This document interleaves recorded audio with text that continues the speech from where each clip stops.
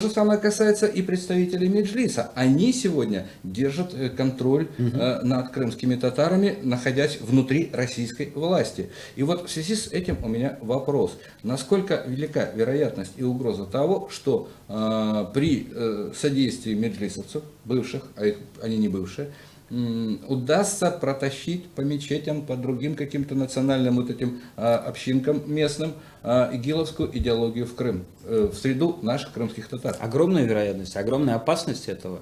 Я считаю, что, безусловно, надо чистить этих людей, внимательно смотреть, чем они занимались, как это раньше, чем вы занимались до 1917 года. Да?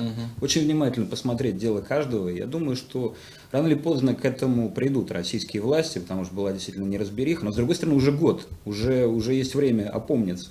Считаю, что людей, которые состояли в Меджлисе, были в окружении Чубарова, в окружении Джамилева, просто их близко не должно быть в руководящих органах крымской власти.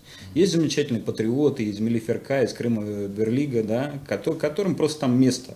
Они были за Россию до 2017 года, да, до референдума.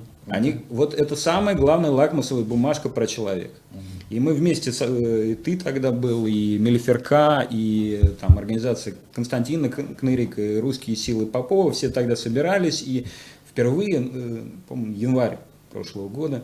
Это был январь еще 2013 года, еще за год до событий на Майдане. Да, пытались объединить крымские организации, русские, крымско-татарские, русские на платформе евразийства, что-то сделать. И был очень сделан важный шаг, и благодаря этому очень многие татары пришли на референдум, либо не стали участвовать в каких-то играх политических. Но и мы знаем позиции этих людей. К сожалению, они не представлены сейчас в крымской власти. Я думаю, что мы будем бить во все колокола и требовать, чтобы справедливость восторжествовала в этом вопросе. Нельзя играть с экстремизмом, нельзя играть с национализмом, с радикальным исламом. Все люди заподозренные в этом вопросе, нет места во власти точно.